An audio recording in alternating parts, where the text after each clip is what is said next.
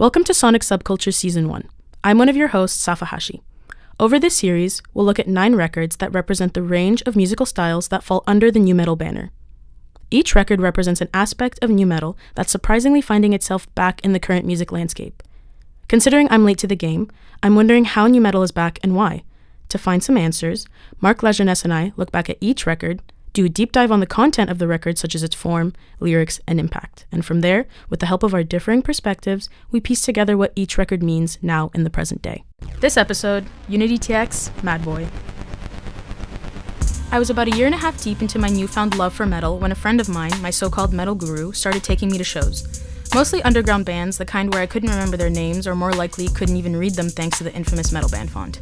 One night, at yet another show, where I had no idea who was playing, something hit different. It felt like nu metal 2.0. It wasn't as bouncy or rap-driven as old-school nu metal, but the flow, the bars, the style, it was all there. The melody was heavy, loud, and dynamic, but not overpowering like some of the other metal shows I had been to. It felt modern, like a new take on a genre that I already loved. I like the classics, but discovering fresh interpretations of a sound is always exciting, so despite not remembering the band, that show sent me into a research spiral.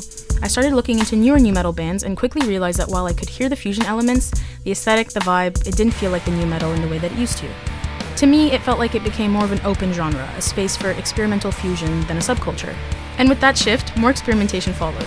Who am I to say what's good, bad, right, or wrong? Music is subjective, I know that, but I do think there's something missing. I love the blend of rap and metal, but it feels like we've lost the essence of what made nu metal distinct. Is it because newer generations don't want to be tied down to one aesthetic or sound? Is it about marketing? Are there deeper tensions in the political, cultural, and social climate? We touched on this on episode 2 and we discussed Rob Zombie's Hellbilly Deluxe, the growing presence of POC in alternative spaces, or rather the growing comfort and representation of POC in those spaces. That brings us to UnityTX, the band we're discussing today. They're an all-POC nu metal band, and you can hear those influences not just in their lyrics, but in how they approach their music and, unfortunately, in how people react to them. But if past episodes have taught us anything, and if you spent any time in online discussion threads, it's clear that their essence, and I guess mere existence, clashes with the somewhat present white supremacist undertones of nu metal's early pioneers. The genre has long been associated with the angry white men trope, and many of its major figures like Aaron Lewis from Stained are vocal about their conservative views. We're talking full MAGA supporters. It feels like Kitty all over again, where undeniable talent gets overshadowed by the one thing that makes them stick out, but instead of gender, it's race. We've got a lot to unpack, a lot to talk about, and a lot to question, so stay tuned.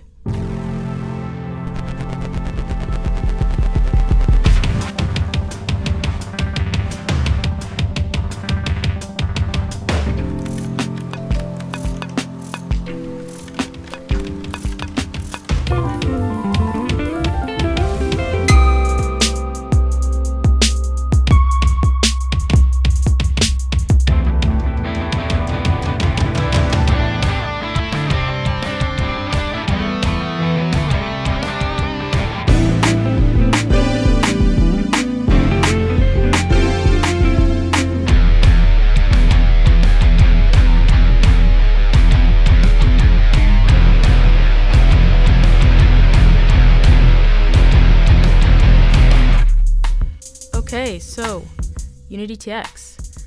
I'm gonna just give a bit of background info. Marc and I were talking earlier and we were discussing how I feel like when we're dissecting the older records, everything is kind of given to us. You know, you've got the old reviews, you've got the forums discussing it. So when it comes to newer bands, you kind of have to do everything from scratch. And I'm not saying we're like paving the way. I mean, we'll see who listens to this and makes their opinion on this band, but I'll kind of give a bit of context and then we'll get into, you know, the band's ethos, if you will. So yeah, UnityTX is a rap metal hardcore band from Dallas, Texas. The group was formed in 2014 and has been making their way through underground scenes since their inception.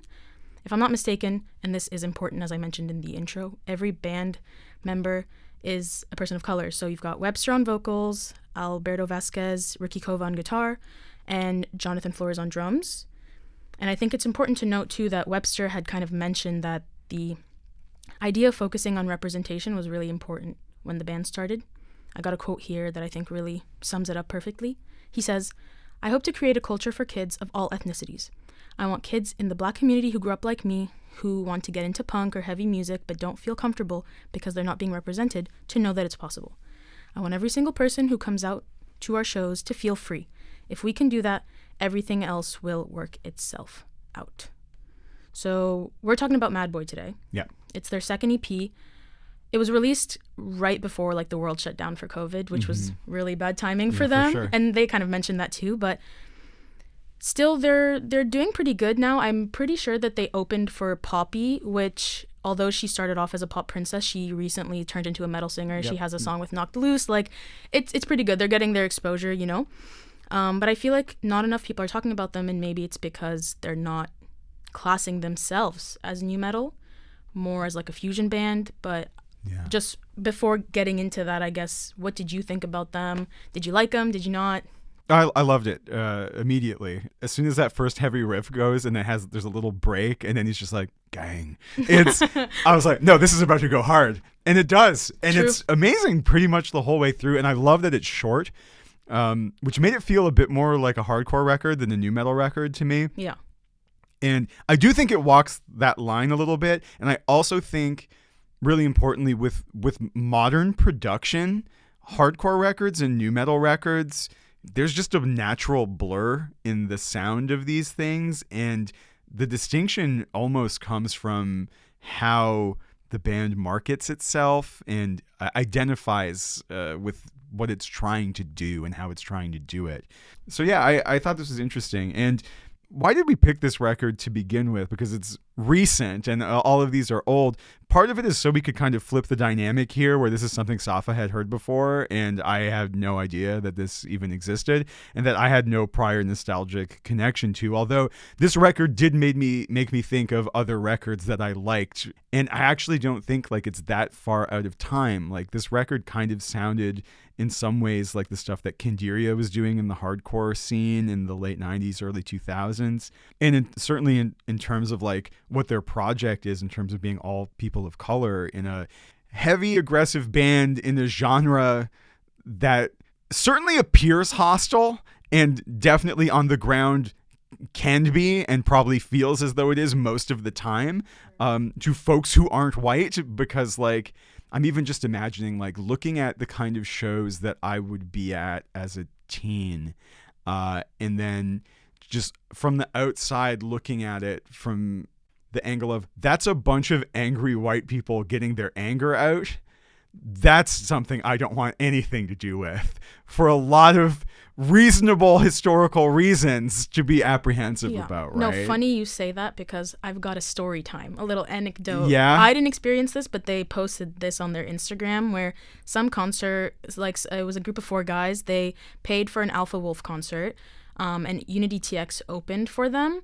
And while one of the guys in this group of 4 who had paid for VIP was super excited to see Alpha Wolf, could not even wait for his so-called favorite band to play, right after seeing UnityTX, goes on Instagram, I believe, and immediately posts, like, he says, like, N-word this, N-word that, metal is becoming ghetto, and it's becoming trashy, like, I hate this so much. But, like, shout out to the venue, because UnityTX had seen the post, because he, like, tagged the venue, he had tagged the bands, which is, like, you're kind of stupid for not thinking about that. That's dumb.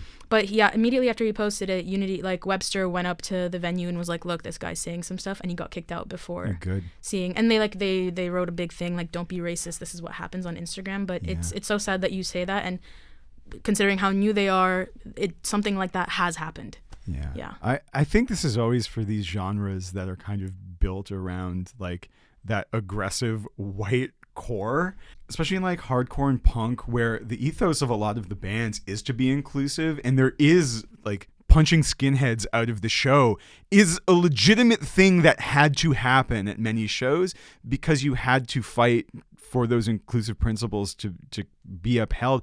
But because the dynamics, because that is even a thing that has to happen, the form of the space is going to feel exclusionary.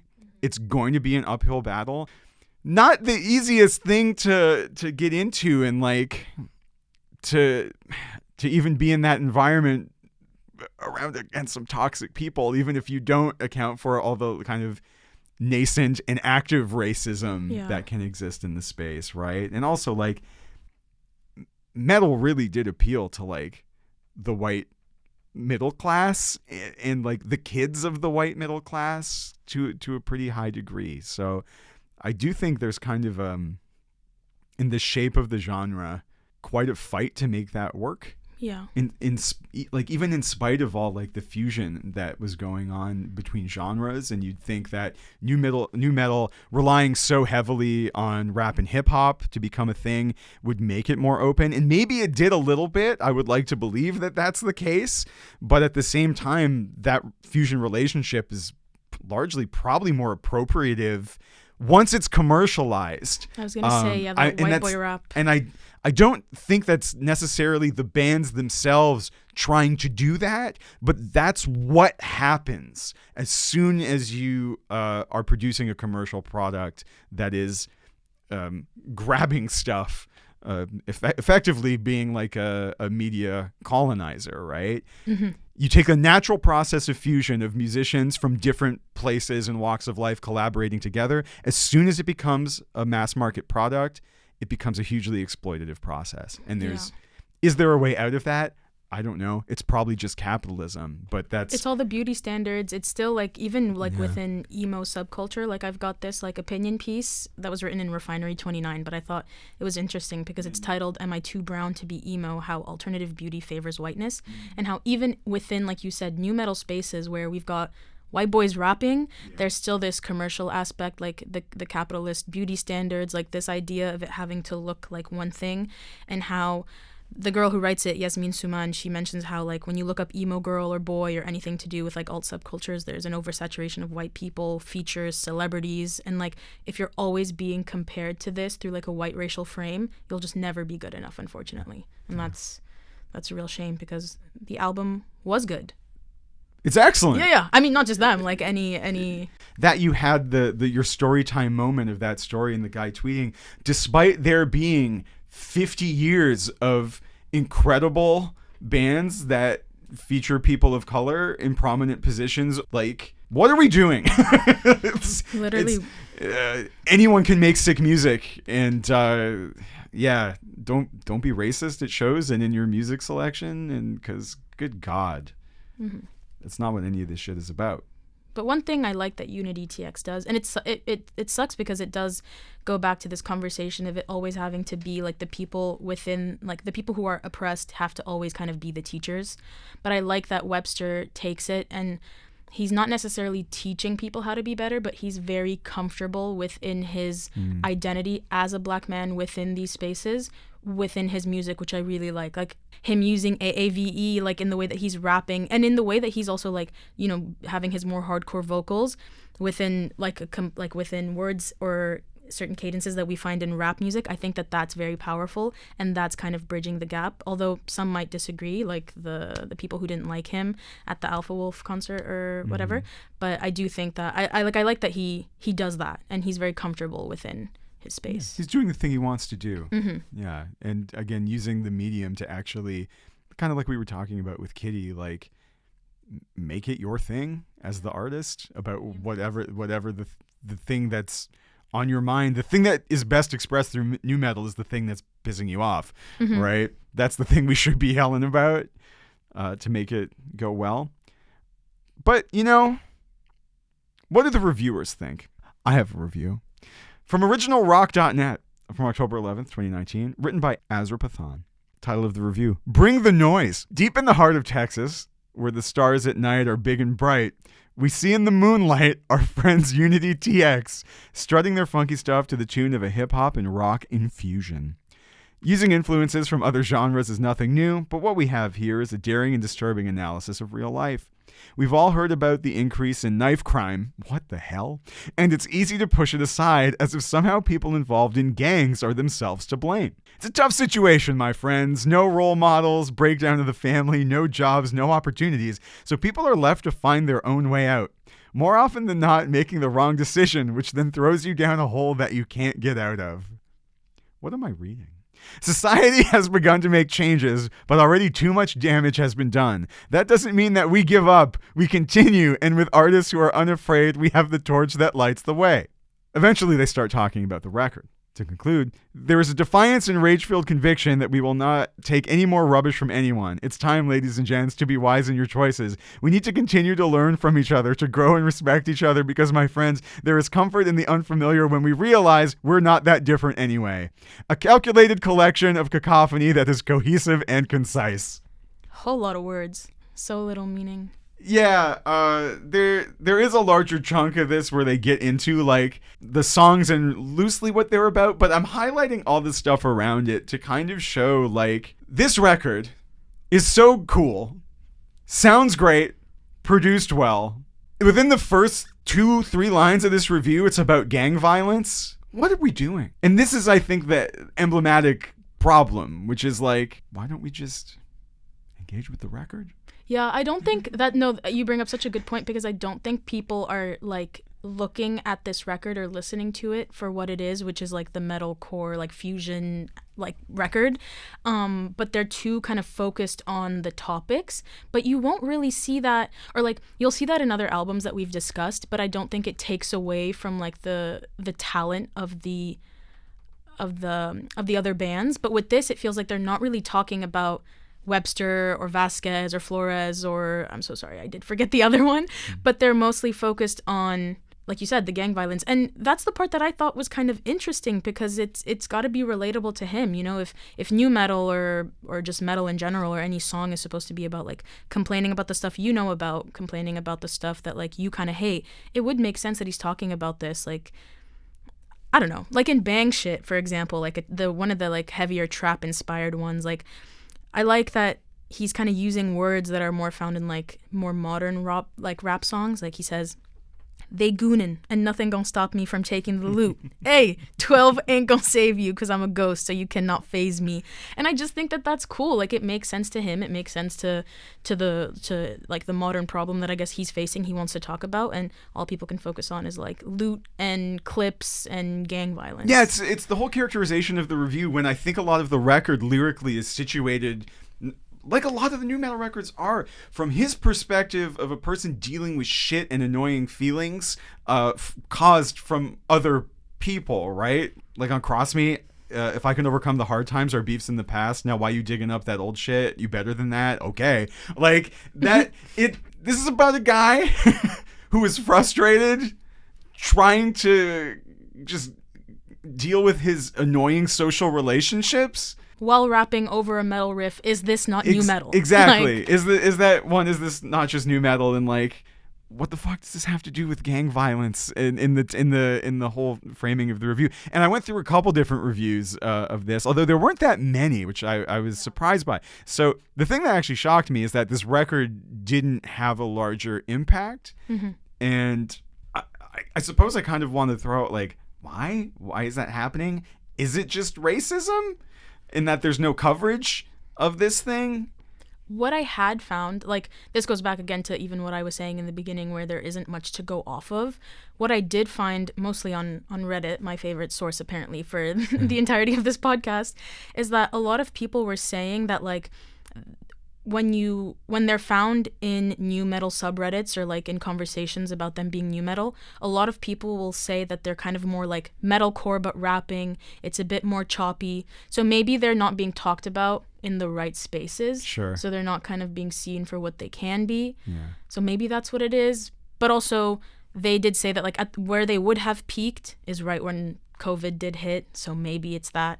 I do think that's true, well. Yeah, to some degree. When a short record that goes this hard comes out and then your entire touring setup is kind of destabilized for 3 years, mm-hmm. I think that's rough. Yeah. Although I guess they do have a new record, but I don't know how that's going. I mean, you mentioned they were on tour with Poppy, so they're finally able to get back there. But this thing is so quick and to the point, and the album conveys the essence of the project incredibly well, and if you're into this kind of thing, it's really enjoyable to listen to. Mm-hmm. So I'm surprised they're not huge. Like that's where I was at, but also maybe again it's maybe the nostalgia thing is that they're new, right? And I mean the core part of this podcast is like nostalgia is doing something. If we're talking about the new metal resurgence, Yeah. maybe it's not actually new metal that resurged. Maybe it's new metal from the past that has resurged, right? That's a good point. Yeah. I feel like I saw it more as like a branding issue because don't get me wrong, I liked the record, but I feel like I liked it as individual songs separately rather than the entire thing. Yeah. Because I like what they're talking about. I think that he's talented. I think that he's like a good like vocalist in terms of the metal songs, and he's a good like rapper and performer. But I do agree in the sense that it does feel a bit choppy. And Webster himself has said like he does not want to categorize himself into a certain like genre. And it does suck because as a musician, I'm sure you don't want to do that, but it feels like if you don't have anywhere to kind of place yourself, especially when you're just getting started, you kind of end up being just thrown around and not being picked up by anything. That's how I saw it. Like, I don't know, especially since we are talking about it through like a new metal thing. New metal started fading. So I guess like why would new bands want to try to take a risk by naming themselves a genre that was once clowned? You kind of got to find something else, and maybe that's why it's more metalcore and rap. That's kind of how I saw it personally. Yeah, I guess that makes sense, and maybe there's no answer. Yeah, you've got like other bands, for example. Like when I was writing this, I thought, I don't know if you know them, Joey Valence and Bray. They're like, I really, to anyone listening and you as well, I really recommend listening to them. I think that they're like super dope. I would consider them like a modern day Beastie Boys. Technically, they would never consider themselves new metal, and I don't think other people would. But when we're comparing like aesthetic, vibe, and sound, they're more new metal than like UnityTX would be. Right. But UnityTX is talked about more in these spaces. So I think you bring up a really important thing of, is the resurgence the genre, or is it that moment that happened back then just coming back and it kind of influencing, and people take what they want from it and leave what they don't? Yeah, and maybe this record's a good point to talk about. I mentioned Gent, which is a heavier metal genre that's inspired by like the band Meshuggah, but can be played a bit more straight because like the odd time signature thing doesn't have to come into play as much. And in recent years, new metal style riffs being able to make a comeback into bands that aren't doing new metal as new metal, but you're able to channel those influences in a way where like you could not. There was a good between like 2005 to 2016-ish where like you just don't do those riffs. Even though Gent uses a lot of new metal riffs, it just makes them more angular slightly. So instead of just like riding the open note, you actually like you stop, you cut off to mute the sound so that everything is a bit more jagged and angular. But if you just play them open in like a straight 4/4 time signature, Gent riffs and new metal riffs are not that far apart from one another. One just requires a bit more technique. And I kind of believe to some degree that Gent exists because people wanted to write new metal riffs, but we couldn't for a long time, because a good new metal riff at the right time, there's a satisfaction to it, and it does the right thing. We talked about it on the Fear Factory episode where like there's a grooviness to new metal that Gent has, but you have to cut it up in different time signatures and be really angular again with how you're doing your guitars. Now I think we're at the point where you can just make new metal riffs. Like UnityTX, the heavier songs, they feel like new metal riffs with good production. And I think it's those two things together that make it feel like metalcore, if that makes sense. Okay. Because there are bands from like the 2000s around that time that are doing this thing, but the production quality is different. And so you read the sounds differently. And that's all that stuff is also made in the context of new metal being the dominant metal genre at the time. Out of context, and now that we've had years of metalcore existing, you're associating these new sounds with other reference points. Okay. And I actually think those categorizations aren't super useful to be like, well, UnityTX, is this record new metal? Is it metalcore? I don't know. It's heavy. It slaps. Yeah. And it, again, is about stuff. And I think getting stuck in a pedantic discussion of like, what actually is this? Like on subreddits, as happens constantly, is way less important than like, is what they're doing important to me in some way? Is it resonating? are the sound qualities of this good and exciting? Does it make me want to get up and like whatever you do at a metal show now, whether it's the windmill or the mosh pit or sitting at the back of your phone while you nod your head, does it make you wanna, you know? Yeah. I mean, for this record, it's great. That's true. That's why I like doing this with you, because I feel like I tend to, and hopefully like I'll get better at this now that like I've gone through like 8 episodes now. Like I think I'll take things as they're curated and like I'll kind of understand them as such, and then I'll find myself agreeing, because once again I fall into the trap of like agreeing with curated ideas or disagreeing with them rather than maybe creating my own, not in like a way to like diss myself or something. Like I am still analyzing what's being said and working with it, but if you hadn't said the new metal riff thing or the production style kind of making it not be the category, I don't know. I think it's interesting because you do bring up important points that I might not think of when just like dissecting records like this. Yeah, but we're also just like a product of our cultures, right? Like, yeah.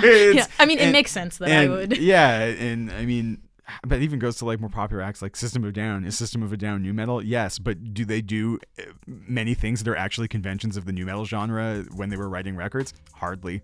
Yeah. It's mostly all their own weird stuff, but they had to fit somewhere. And it's like the idea of us needing to put things somewhere so we can actually, for ourselves, figure out if it matches with the things we've said about ourselves that make us who we are. Does it allow me to like this thing? And instead of doing that, we should probably just take all the things that come by us and assess if they have value for us as the thing that they are.